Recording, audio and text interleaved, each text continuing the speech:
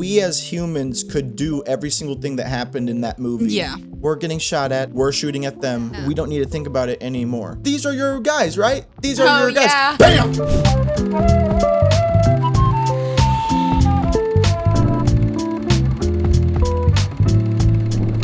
Well, movie lover, look who's back for another unprofessional review of a great movie. Is it great? What movie is today's episode about, Brittany? We saw Civil War. And who was it by? The production film A24, which has been coming out with fantastic movies. A24. A24, from what I know, is a film production company that makes, they just run with whatever they can think of. Yeah. And I think that's great. It is currently 12:50. We've got a fun episode ahead of us, and we heard you. We heard you in the comments, which is what I would say if we had any comments. We had one. It was by someone who was curious about the movie Immaculate and complimented me on my accuracy from the tales of the Bible. We are not professionals. This is not a professional review, but what it is, it's a cafe critique. This week's pick. Why did we pick this one? This was your pick this week, actually. Yes. Tell me about it. So the audience doesn't know, but me and Celestino have been going back and forth in our picks. Last pick was his for the Godzilla and King Kong movie. Obviously. And this one was my pick. It just came out, not even probably a couple days ago. Mm-hmm. And honestly, I had no idea what I was getting into. Yeah. So you're the one who picked this movie for today, and obviously you picked it because you saw the trailer. What did you think of the trailer? So with the trailer, I thought it was going to be action-packed. Whole entire way through. That's the vibes that the trailer gave you? Yeah. In my typical fashion, I refuse to watch trailers. I did not watch the trailer. The only real trailers I saw were just the trailers on Instagram, social media, stuff like that. I kind of had the same impression of it. Just a reminder, we are in the spoiler-free zone. So again, spoiler-free. We are introduced to who we assume is a powerful person, a powerful political person, and he's preparing for a speech or somewhat of the other, and we start to zoom in on this cast. Zoom in metaphorically. By that I mean the focus of the movie is a group of 4 protagonists, and they slowly get assembled. I thought they did that really well. The 4 characters are Lee, Joe, Sammy, and Jesse. Lee and Joe are the main protagonists. What were your first impressions of each of the 4 characters? Just a little quick shoot off. Lee, I thought she's the main one. Yeah, hardcore. Mm-hmm. But also, did you realize that woman that's playing Lee, she is from Spider-Man, the original Spider-Man. That's why she looks she's Mary Jane. So damn familiar. Yeah. That whole time, I'm so wow. The whole time I'm watching it, I don't think I've seen another movie with her, or do I know someone that looks a lot like her? We have Joe, who is this. He is. I wouldn't say he's the comic relief because he does have some serious moments. Yeah. But he is the more lighthearted one.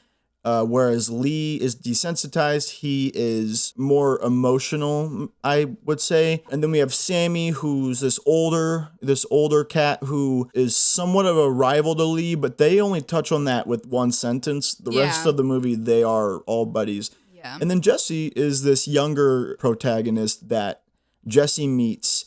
And we should tell them how they met and who these people even are.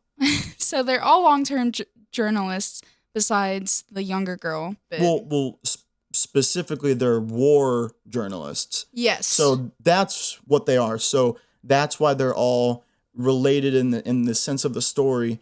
The world that we're introduced to is a war-torn country of America, and the sides aren't really established except for 2, which was the WF and the actual government. Yeah. So, but also at the same time, we never get a story of how it even Nope. started. We were just thrown into this world, and we're just kind of having like pick up on stuff. Like, okay, we don't ask questions. We just keep continuing. Yeah. Since you're kind of thrown into this world, you're also thrown into these character stories.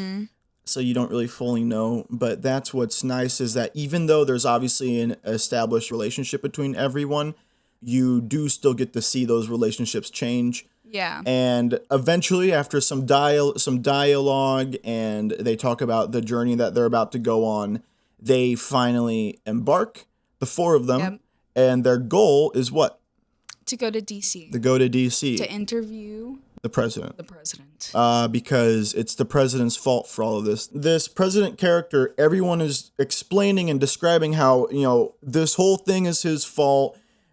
Did you just hear he said that this state was gonna get all guns? You're just total lunatic. And so as journalists, I thought this was really cool. They are press. Like, it's obviously a dystopic world. Like, this is the pure definition of dystopia. One of the more impressive aspects of the film was that everyone on both sides, to an extent, respects the press. Exactly. When they see that they're press, like, both of them, sides are just like, cool. They keep shooting each other and skinning each other alive. Besides the press. They just act like the press isn't there. I think that's cool. But later on in the spoiler zone, you'll see that some people, it is not a hard set rule. Yeah, no. So that is a really, really quick summary. There's really not much more to go on about in the spoiler-free zone. Out of 100, I would give it a 85%. I was pleasantly pleased. 85. I'd give it a 78. That is for those of you who don't want to be spoiled, we will see you off right now. Go and watch it. Go talk about it with your friends, whatever. Come back, because even our editor said the best part's the spoiler zone, because we get to just dig into it. So we are entering the spoiler zone right now.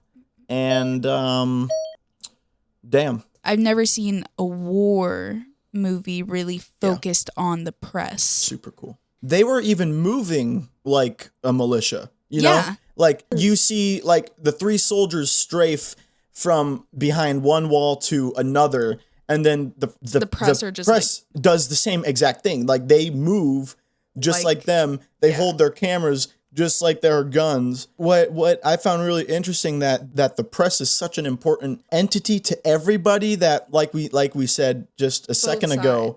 Yeah, they, for the most part, it is a common notion to just not shoot at them. The whole point of it is just to take photos of what's going on. I think the acting was very, very good. Lars is acting like a loser.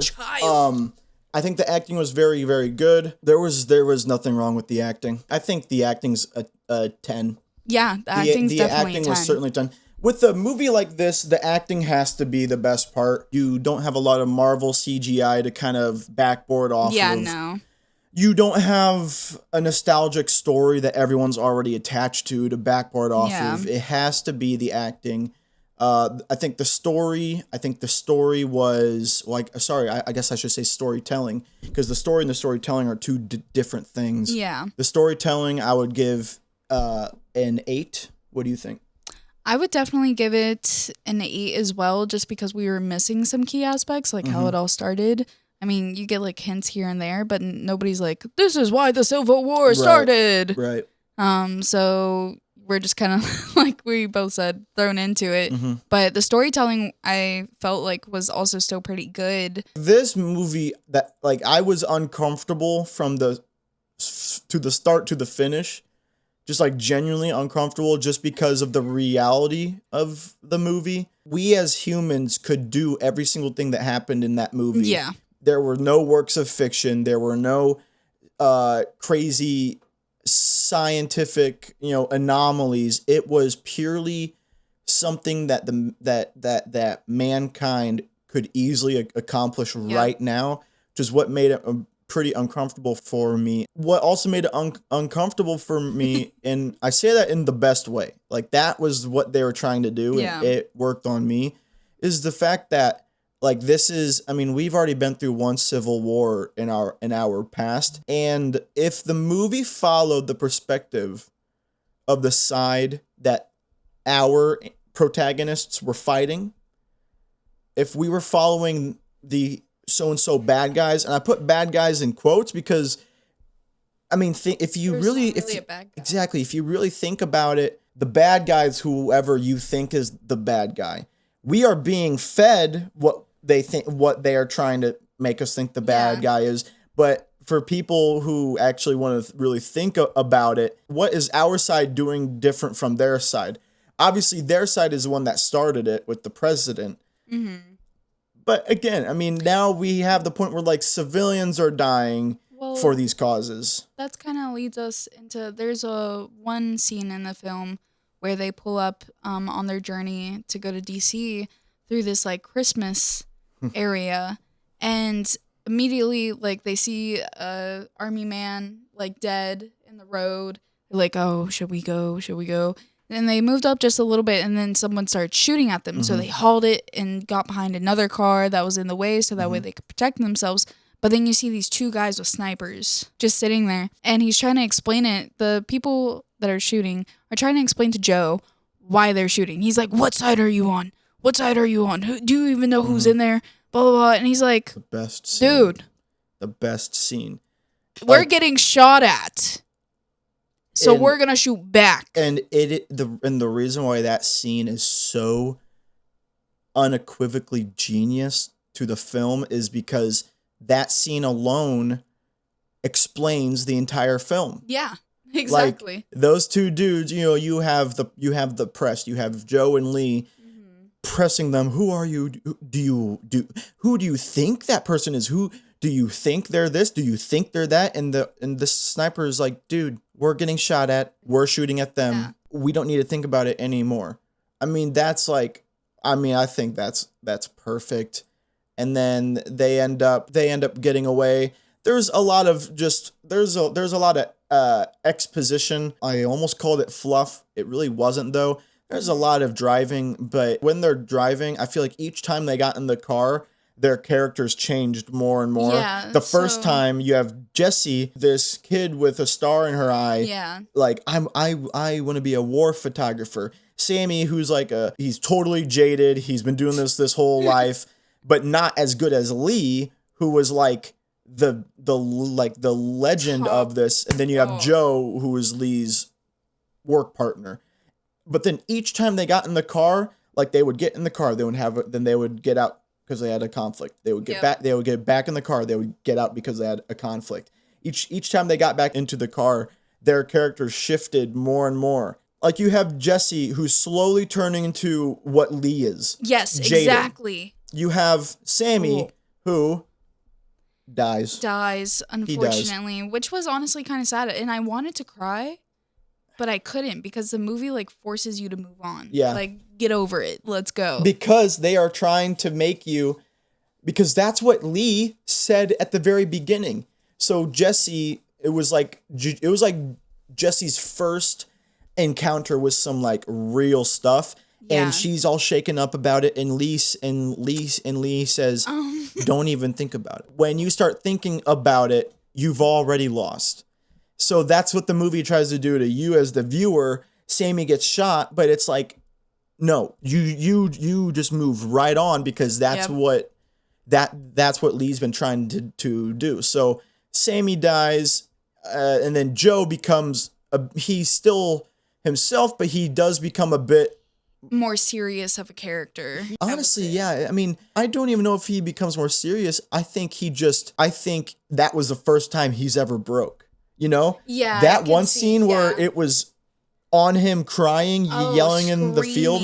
That was the first time, at least in my opinion, I think that's the first time he's ever broke in his life like that. Which is why that was such like an important moment, because Joe was the guy who, like, Lee never broke, but she's kind of seen as like she's impossible to break. Yeah. Joe also seem to be impossible to but break. He's the like guy that like he smokes weed. Exactly. He's laughing. He's like, oh yeah. So it's kind of like when a dog dies in a movie. The reason why the dog dying is so much sadder than that maybe a human dying is because a dog is perceived to have complete and total innocence. Yep. And has done no wrong except for curiosity, whereas we can relate to the human more. But then when Joe breaks, that's when the movie shifts, and that's when it's like, all right, this is it. Like Lee is hard, just and then finally she breaks, and that was crazy to me because when you see this character shift from like Jesse then becomes Lee, then Lee is Jesse, like freaking having a panic attack at the front of the line, like they're in the freaking in front of the White House. Exactly, they are at this point they are in DC, just and ready to go. Some of the craziest stuff is happening. Do you remember what had happened for her to break? No, I think I missed that. It just kind of happened out of nowhere, didn't it? Yeah, it did happen out of nowhere because they were standing. They were doing. We get to fine. DC, and everything is fine, and they're all like lined up behind some buildings, and then all of a sudden, like Joe turns around and Lee's still standing there, but she's like dissociated, frozen. Just she's gone, totally frozen, and Jesse, man. Oh, freaking front! Like, awesome. What's going on? What's going on? Totally Lee. Yeah. Because this is like, obviously, this is like the biggest story. This is like literally what they came there to do. Going after the president, and you're getting these historical photos. The same reason Jesse, like, even fell in love with Lee and it was inspired was because Jesse was like, oh my gosh, you have such legendary photos of this and that and that and this. And now, after Jesse's character was broke in the beginning, she was very emotional, very, very scared, blah, blah, blah. Now she's filling in those shoes. And before we get to what happens at the very end, I kind of want to go backwards and see if there's anything else that we missed. I would like to say I want to go over kind of like, not necessarily music, but how well they did their sound. The sound design. Yes, the sound design was immaculate, I would say, because there were moments where, like, obviously you felt like there should have needed to be sound, but the absence of the sound made it so much stronger. Like when we were just talking about the break of Joe, and it's in silence. You don't hear him screaming, but they used a lot of silence, which I thought was very good. Yeah, I thought was very good. Instead of you hearing what was going on as well as seeing, they just wanted you to see it. Yeah. And I mean, I feel like that helps us in the sense that, like, as if we were press. For sure. Watching it. Because then, you see, like, through, like, you have to watch. Dude, that's good. Yeah. That's good. Because they did, like, whenever they took a photo, the entire screen would cut to what that photo would look like. But that's different from what you're saying, which is that's an incredible observation, that when it would cut to the absolute silence, you're right. It's like we are taking the photos of what's going on. Yeah. Like we're capturing those memories. Good. No, that is really, really good. There's like multiple guns in every single scene, and it is really, really easy to just abuse that and keep using it to the point where when guns are firing, it's not that special anymore. No, they certainly saved themselves on how many times guns were actually fired, because they didn't want you to get used to it. They wanted you to be surprised by it. And I mean, the last thing on the sound design, as a professional in sound design, like, I don't think it was as amazing as like the Godzilla Kong sound design. That's also kind of a not fair comparison, because that's kind of like saying that a 4-wheel drive truck is better than driving through the mud than a smart car is. Well, duh, that's not the point. Let's talk about the most intense scene. Freaking which red. Which one was intense for you? Because red glasses. Honestly, that was not the most intense scene for me. I mean, we can definitely get into that. What was yours? My most intense scene was the end Okay. Yeah, So I don't so want to let's reveal do yet. red. Yeah. So dude, Red glasses, red man. glasses. They're heart eyeglasses too. And again, like this just shows you that there is so much. Okay, as the youngsters say, A24 cooked. It was so good because they did this in such a way that even us talking about it makes me want to say you just have to go see it for yourself. Yeah. Just because so much happened where it's like, I don't know why it happened. So basically what this scene that we're talking about with the red glasses, this is one of the many scenes. I would almost call them acts. We have a couple different acts, and each act that goes by, the characters become harder and harder in the heart. And this was like one of like the most intense acts in it. These two stupid guys who are friends Other with journalists. Joe. Oh my gosh, those were like the worst characters ever. Yes. Like these two stupid hippies that are drunk or just stupid. They're like having fun with Joe and they're messing around. They're hopping from car to car, while they're driving, which is supposed to purvey some sort of innocence in the fact that there is still friendship in this time. Yeah. But then Jessie jumps into the other car because she's like, "Whoa, I'm a free girl," just kind of like this is her world, and she's becoming more independent and stronger. Yeah. And then the loser in her speed away, and then disappear. Lee is like, Joe, what? And Joe says, "Oh, it's fine. Like these guys are my buddies." The car totally disappears. They keep driving and they come across it empty, and then it's everyone in the car is like, "Oh no." So they drive up the driveway to presumably go check out this house, but then they see these two. And here's some great directing. You don't know who these guys are. Two soldiers. They look just like the WF, which are the good guys, but they also look just like the bad guys. Yeah. So they have Jessie and the other loser. Let's just call him Loser 2, and the other one is Loser 1. They have Jessie and Loser 2. They don't have them like handcuffed or anything, but they are obviously not moving. Like they are under a lot of pressure. They are making them stay there. And these two soldiers are like, there's actually three of them. The third one was in the truck dumping the bodies. The first two died when they got hit by the car. Yeah. Which I didn't even put together until right now. Yeah.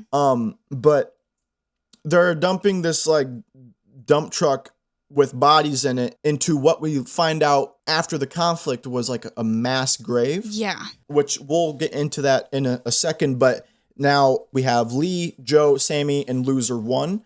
And Lee wants to go. Joe wants to go. Sammy says no. Loser 1 is going to do whatever. They finally decide to go. Sammy stays back because from Lee's words, "You're old and you're slow," which was a joke played through the whole entire movie. Totally. So the three of them go up there, and Joe is the talker. Like he's up until this point, he's been doing great. He's been able to talk his way through a lot of things. Blah blah blah. He's making friends, and we as the I was kind of hoping like, okay, I think Joe's actually gonna do this. The three of them get up there and they're like, "Hey, Joe's like, this is a big misunderstanding. Those are our guys." Blah blah blah. And then Red Glasses, this soldier wearing these like see-through cheap plastic red little heart glasses, starts really pressing him with questions, kind of like slow and chill at first, but then gets more intense and is kind of pointing his gun at people, waving it back and forth. And then this one was a hard one to follow, but then he started asking, "Are you American?" Now, I think he was asking that because with this whole conflict going on, if they weren't American, he was going to shoot them. If they were, then he wasn't. But I don't think Joe is American. I mean, he has this very thick accent. But he said Florida. He said Florida. Pink Glasses said Central America or South America, which he was trying to test him because obviously they are in North America right now, but he just wanted to try to get him. If Joe really was not from America, he was going to try to get him to say Central and be wrong, or south and be wrong. But yeah, I really didn't follow that one. Joe said Florida, which I think the reason why he waited so long to say that was because he actually is a foreigner. That's option A. Yeah. Option B is maybe there are certain territories that he wasn't sure. Like, if I say these 15 states and he's on this side, he'll kill me. If I say these 15 other states and he's on the other side, he'll kill me. I think that was a bit of like Russian roulette going on, where he was like, he had to pull something out of his ass and it was complete luck. He said Florida. But up until him saying Florida, he's like totally jumbling his words. Yep. This is the first time where we see him like this. Mm-hmm. So we don't good. see Joe put together, yeah. Not at all. He talks to Joe. He talks to Lee. Lee's confident. Scared out of her pants, but again, confident nonetheless. She has dealt with this all her life. Yeah. Jesse said Missouri, but then that's when it was like, what's going to happen? Because I don't think Jesse was from Missouri, because he said, yeah, Missouri. And started known asking. as the something state, right? And Jesse goes, yeah.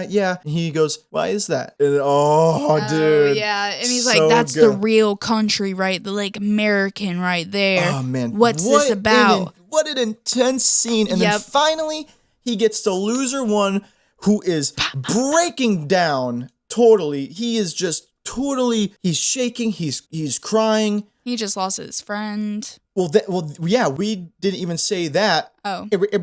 When they all first get there, when the three of them first get there, this is the reason why Joe started stumbling, was because when the three of them first walked up, Joe was like, hey, what's going on? This is a misunderstanding. Pink Glasses like, hey, man, yeah, what are these these are your guys, right? These are your guys. Yeah. Bam! That's your associate? And just shoots loser two. And yes, that's when they all start kind of freaking out, because then it's like, well, obviously Jesse's the next one to be shot. Yeah. Okay, skip. We get to loser one after the other three. And loser one, like I said, he's totally in shambles. And I don't think loser one is actually from Hong Kong. No, but he knew that. But because that, Pink Glasses asks him, where are you from? And I think loser one kind of picked up on the hint that the rest of them gave him crap answers just to get by. So he thought he would try to do something that was maybe convincible, because he was Asian himself. Maybe he was like, oh, I'll play into that. And he has been speaking English fine this entire time, but when it gets to this, he tries to put on this fake accent, thinking that maybe this will get him through. He's like, oh, I'm from Hong Kong. And right before he finished that sentence, Pink Glasses shoots him, and that puts everybody more on edge. Yeah. And then there's not much more explaining to do, because it erupts in this multi-person conversation that gets louder and louder and more intense. And then finally, right before the bad guys like pulled the guns up to shoot them, Sammy comes with the car and just hits both of them into the mass grave, including Jesse. Yep. Which I think was the coolest scene. And Brittany, agree or disagree with me, I think it was purely because of that scene, of that moment when Jesse fell into the mass grave. That's when she broke. That was the start, because she got back in the car, threw up on herself, and from then on, you could say that about Jesse and Lee at that moment then, because the thing is that during like this interaction, Lee's giving so much care about Jesse, so I feel like in that moment, both of their character developments definitely took a whole entire flip. Do you think that's when they switched? Yes, that's when I feel like that's when they started to switch. Oh, I feel like right. Maybe for Lee, because Lee was still hard, obviously upset, but still hard up until the White House, and that's when. Well, the thing is that I'm gonna finish off this little story really quick. So basically, Sammy pulls up, and then they drive off, yada yada. The third guy jumps out, shoots the car, blah blah blah. And then you have no idea about this until they're driving on, and Sammy goes, I can't drive anymore. And then you see him shot, but then he's dead, blah, blah, blah. We're at this military base. Lee took a photo of him dead in the back seat and ends up deleting it because one of the questions that Jesse first asks before they get into this whole entire embarkment of this journey is, if I die, will you take photos of me dead? So saying this to Lee. Yeah, saying this to Lee. Wow. So I thought that was a big moment where she deleted the photo, because the thing is that did hurt her very deeply. Even though the whole entire time she's acting like, I don't care. You are totally right. That is the moment when Lee finally switched, because so like in the way beginning of the movie, before Jesse embarks with this crew, you know, Lee knows that Jesse is very innocent right now and hasn't seen much.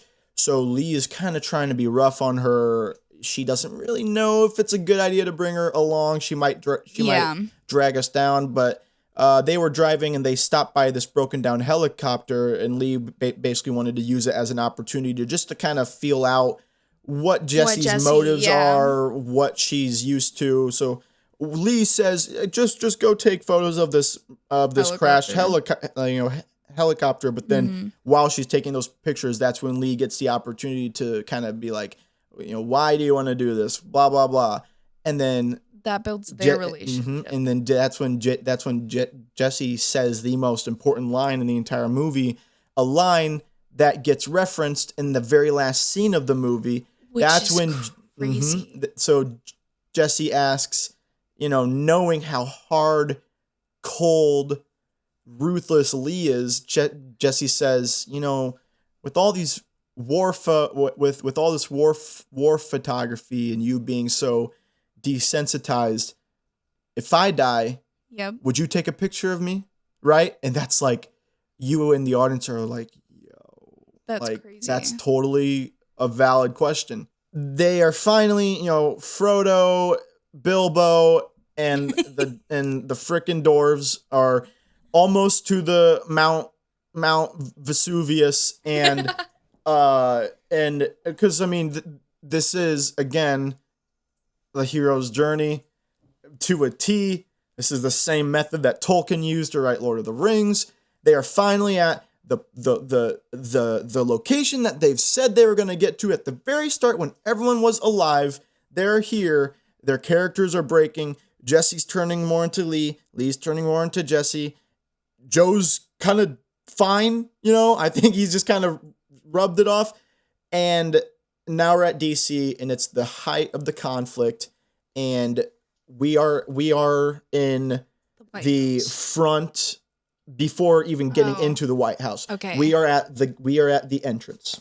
Gotcha. So here we are. We're at the entrance. Lee's having panic attacks. Then you see Jesse like front of the line, like even the people are like back up, like getting way too close, like putting herself in multiple situations where she's being yanked to be pulled back, like stop, you know. And then freaking Joe's over here trying to console Lee, like, we gotta go, like, stop having a panic attack. They're bringing tanks through, like, boom, boom, boom, psh, psh, psh, psh, psh. And then all of a sudden, the president is supposedly in the, like, black Escalades, like, we're leaving, like, let's go. And then just everybody shooting, psh, psh, psh, psh, psh, and shooting. And then Lee snaps out of it and is like, the president isn't in those cars. Total red herring. Like, total bluff. Yeah, total bluff. So she's like, we gotta go in the White House now. So they all rush into the White House. These couple of guards, soldiers, realize that they're going into the White House. So they're protecting the press. They're trying to protect them. So they kind of realize that the press knows something. Yeah, exactly. But then the other side, those other two press people that were a part of the actual... The militia. The WF. They were like, oh, the president's not in there. But we don't see them anymore after that. Yep. That was it. So they're in the White House, and then the soldiers start taking charge, and they're like, don't get in our way. And psh, psh, there's a bunch of shooting, blah, blah, blah. You really start to see Jesse get really, like, way too close. Like, way too... taking, like, just really outrageous. Closer like, than the soldiers. Yes, closer than the soldiers. Closer. Oh my gosh, that stuff was really intense. So we get to this point where they're in a conference room and one of the secretaries are trying to make a deal for the president. They're like, if you give him safe, blah blah blah.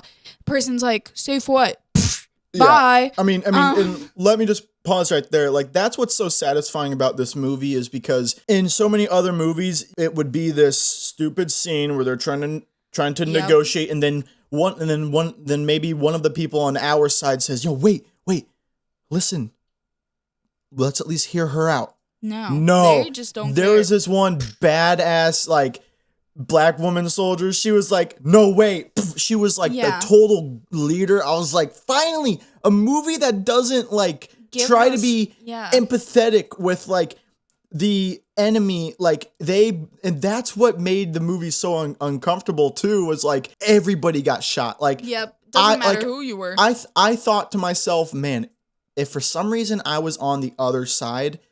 For some reason, maybe it was my parents, maybe it was the community that I lived in, maybe it was because I lived in DC and I had no other choice. If I was on the other side, there is no chance for me to survive. Like, it does not matter who you are. No matter. You got killed. Yep. So they shoot the lady. And then we're continuing into like more rooms, shooting. And then we're trying to find the president at this point. Mm-hmm. So we get to this hallway and they are just shooting from both sides, right? And we see Lee making all these like jumps from like one side of the room, like hallway to the other side of the hallway where they're not covered, right? So she has this brief moment. So you see Lee doing these and you're like, oh, she's good. You know, like those are still kind of intense, but you're like, yeah, she's good. She knows what she's doing. Jessie decides that she's going to make one of these. Yeah. She didn't. No, she wasn't even trying to make a leap. She just was standing in the middle. Oh, yeah. So she was standing in the middle, like trying to get the perfect photo, the perfect photo of the hallway shot. So she just stands there, and all of a sudden you see like slow motion from the other side of the room. The person like pulls out the gun and is about to shoot. And that's when Lee knows. All you see is Lee like rush in front of her, push her down. I wish he would have just tossed her to the freaking side, but pushes her down. And then it switches to the perspective of the camera. Yeah, and then it switches to like you're still seeing but the thing is that you see Jessie take up her camera, and then all of a sudden slow motion, click, and it's still frames of Lee getting shot. Bullet. Yep. And falling on top of Jessie. And Jessie And this is a complete 180 of Jessie's character. Yep. From being too scared to even look at this stuff to take it back to the very first. Take it back to one of the first scenes in the movie where Jessie asks Lee, if I were to die, would you take a photo of me? Now it's reversed. Lee takes a bullet for Jessie and Jessie without even thinking. Again, camera. That was another part of one of the first scenes in the movie. Their first conflict. Jessie beats herself up because she's like, I just went through all of that and I just acted like I didn't have the camera on me. Like, I should have actually thought that I had the camera. I was just thinking about myself. I should have remembered that I have a camera. Yep. And now we're in the total 180 where it's almost like the first neuron in her brain that fired was the grab camera. The camera. Yep. And then she pushes Lee off of her and just gets up and acts like none of it happened. That is when I was like, holy shit. Like, not a single, like, what? And even Joe was like, we got to keep on pushing forward. More than just get up. Like, she was still on. She was still on the ground. She sat up. She definitely took a second. Exactly. Yeah. She sat up, sat there for a sec, and brought the camera back up. Lee's literally right there to her side. She's taking photos, and it's in that moment where when Joe, and this is all still in somewhat of a slow-mo. Joe comes over, grabs Jesse by the shoulder. Joe doesn't even he doesn't even acknowledge the fact that Lee's dead. Yeah. Grabs Jesse by the strap of her Kevlar vest, pulls her up, and they both keep walking forward, taking photos. And I think that moment is when Jesse was finally ready and initiated to become Lee's replacement, because Joe was acting like he always acts. This is the job, no matter who it is, you keep going. And when Joe saw that Jesse was acting the same, that's when it was solidified to them and to the audience, to us, that this is it. Now Jesse walks. She takes a couple paces forward. She does look back, and she thinks about taking a photo of her. Yeah. She thinks about it. Because the thing is that you don't even know that she's thinking about it, but you know she's thinking about it because she looks. And the perfect camera view of Lee's body just laying there on the ground. Mm-hmm. And I was like, she's going to take another photo. And then she didn't. And here's what's cool about that. That tells me that she will become even more cold-hearted than Lee. Why? Because what did Lee do when her close friend died? She took a photo and then deleted it later. The fact that Lee, the expert, took the photo of the friend and then deleted it. Yeah. Jesse didn't even take the photo. Now granted, she took photos of her falling on top of her, but that was like her first instinct, and that was just muscle memory. Yeah. The muscle memory that she was praying to have in the beginning. And now as she's walking forward and she turns around, she thinks back on what she had asked Lee. And then we as the audience look back on when Lee deleted the photo of dead Sammy. We see Jesse do something even more cold-hearted than Lee has ever done. She didn't even take a photo of Lee. She just kept walking forward. Lee is left there. And before we wrap this up, we should have said this in the very beginning. What was Joe's main motive to even do this? He wanted to interview the president, right? To interview the president. So then now they make their way. They get into the Oval Office. They have the president. What happens? I honestly didn't even get to hear his last words. I was so confused at what his last words were. And the president's last words. The movie ended, and I was like, oh. So what? Basically, they storm the Oval Office. They get the president on the ground. They pin him with their feet, and in the typical fashion of what we've seen so far, they were just about to just pull the trigger. Joe said, wait. Which I'm glad, because that's, if you paid attention, that's the whole point of the movie. The whole reason why they are even doing this is because Joe said, I want to interview the president. Yep. So Joe says, wait, the soldiers wait. Who is going to stop them? They've already killed everybody. Joe gets up to the president, kneels down, and I do not even remember what Joe said to him. It was something like, why did you do this? Like something super throwaway, and I'm going to have to look it up later. Yeah, but he says this very simple line, and then he says, do it. And then bam, bam, bam, Jesse takes the most legendary photo in that movie's history, which is funny because she just did what Lee did that made Jesse love Lee. Apparently there was this, when Jesse first met Lee, Jesse said, I started to love your work when you took the history-making photo of the Antifa massacre. And that was Jesse's Antifa massacre. That photo is going to launch her into being the new Jesse. Yep. The president dies, and then the credits roll. Now, that's the question, right? We said last week that ambiguous endings suck when they're done bad. This ambiguous ending was done good. Yeah. But did you like it? I did. Did you like it? Yeah. So that is the complete spoiler, every spoiler for the movie Civil War. Now, what are some of just the funnier things to touch on? The fact that the president was Ron Swanson from Parks and Rec. I mean, I was telling this to Brittany before I hit the record button. I know that the Ron Swanson actor, I don't even know his freaking name. No, I just know him know, as Ron Swanson. I know that he knows because he became so synonymous with that amazing character on the TV show Parks and Rec. I know that he knows that it's going to be very hard for him to be taken seriously anywhere.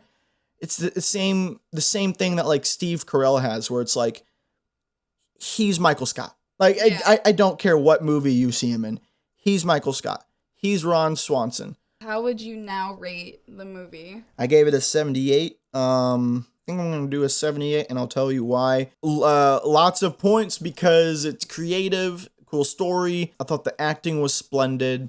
The sound design was good. I think You were at a what? I think I was at an 85%. I think so too. I think I'm now gonna give it a 90%. So our average score is up on the screen right now of 78 and what do you say, 90? This is not a professional review. No. This is a cafe critique. Thank you for stopping by the Something Cafe for episode 3 of Cafe Critique. Civil War by A24. This has been Celestino and And I have been Brittany Loudon. And we will see you all next week.